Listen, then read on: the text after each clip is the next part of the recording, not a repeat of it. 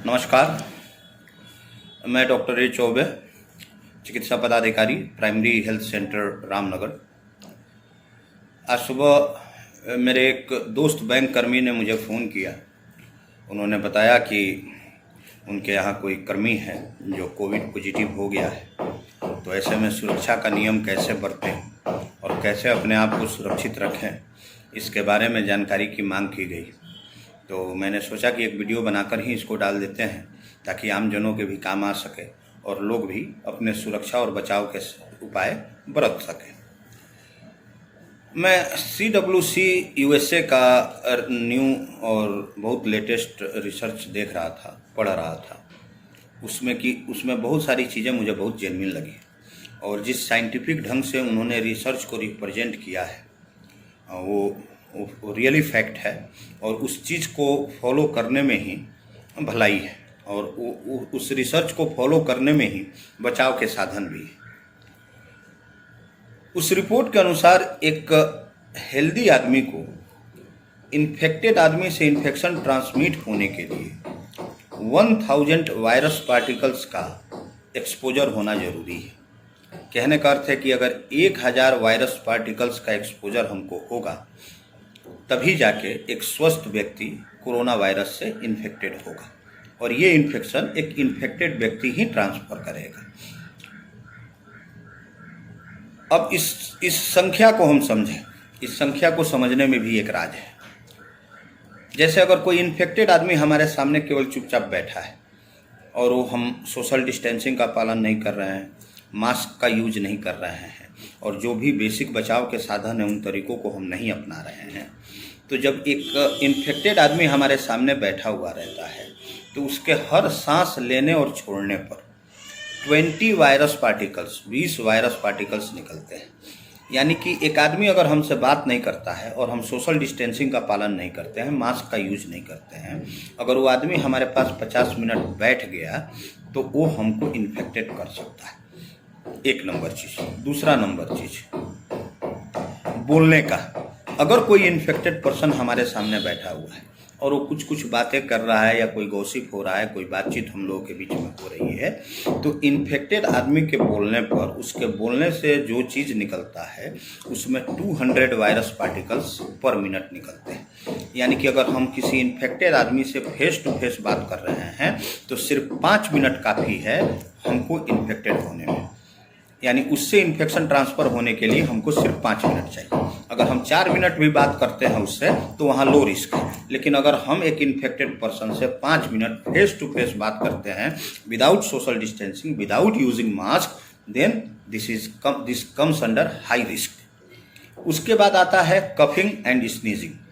तो जो कफिंग होता है तो एक इन्फेक्टेड पर्सन एक कफ में 200 मिलियन वायरस पार्टिकल्स एक्सपोज करता है, बाहर निकालता है।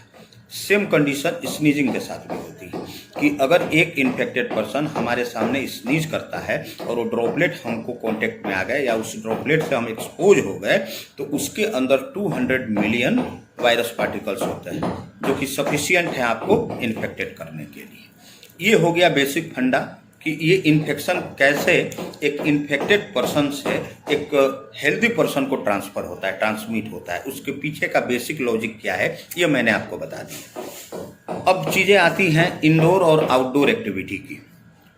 सबसे पहले बताया गया था कि सरफेस जो है, सरफेस से भी इन्फेक्शन ट्रांसफ़र होता है क्योंकि सरफेस पर भी ये वायरस कुछ आवर के लिए जिंदा रह सकता है और कैसे भी अगर हम एक्सपोज हो गए उस सरफेस को या किसी सरफेस के कांटेक्ट में चले गए तो वो चीज़ हमको इन्फेक्ट कर सकता है। ये लॉजिक आज भी है, लेकिन अब इसको लो रिस्क में काउंट किया जा रहा है क्योंकि मैक्सिमम लोग सैनिटाइज का यूज कर रहे हैं, मैक्सिमम लोग मास्क का यूज कर रहे हैं और सावधानी बरत रहे हैं। तो इसलिए अब सरफेस को लो रिस्क में रखा गया है। अब दो चीज़ें आती हैं, आउटडोर एक्टिविटी और इंडोर एक्टिविटी। पहले ये समझने की ज़रूरत है आउटडोर एक्टिविटी क्या है। तो हम जिस घर में रहते हैं, जिस ऑफिस में काम करते हैं या जिस सराउंडिंग्स में रहते हैं, उससे जब हम बाहर निकलते हैं तो बाहर का मतलब ये होता है कि जैसे खुले मैदान में चले गए, घूमने के लिए भी कहीं बाहर अगर चले गए तो उस समय सोशल डिस्टेंसिंग का पालन हो जाता है। अगर आदमी करना चाहे तो सोशल डिस्टेंसिंग का पालन कर सकता है, किसी आदमी के क्लोज कॉन्टेक्ट में आने से बच सकता है, मास्क का यूज करे, सैनिटाइज का यूज करे। तो आउटडोर एक्टिविटी को लो रिस्क में गिना गया है। लेकिन सबसे ज़्यादा रिस्क आज के डेट में इंडोर एक्टिविटी है। Indoor activity in the sense, जैसे कि मैं डॉक्टर हूँ, मेरा चैम्बर है जिसमें कि प्रॉपर वेंटिलेशन नहीं है, छोटा जगह है, इसमें हम लोग अगर 4 या 5 आदमी बैठ जाते हैं तो इस कंडीशन में किसी भी आदमी को इन्फेक्टेड होने का चांस बहुत ज़्यादा हुआ। सेम कंडीशन किसी और ऑफिस का भी है, वो चाहे किसी इंजीनियर का ऑफिस हो, किसी बैंक कर्मचारी का ऑफिस हो या किसी भी चीज़ का ऑफिस हो। अगर चूँकि इसमें जो भी आपके रूम का ये क्षेत्रफल वो कम होता है और उसमें अगर घनत्व ज़्यादा हो गया, डेंसिटी ज़्यादा हो गई, ज़्यादा लोगों की उपस्थिति हो गई, 4-5 लोग बैठ गए, गॉसिप करने लगे, किसी मैटर पर भी डिस्कस करने लगे, तो उस समय अगर कोई इन्फेक्टेड आदमी उन लोगों में मौजूद है तो ये बहुत हाई रिस्क है कि वो आदमी बाकी लोगों को भी इन्फेक्टेड कर दे।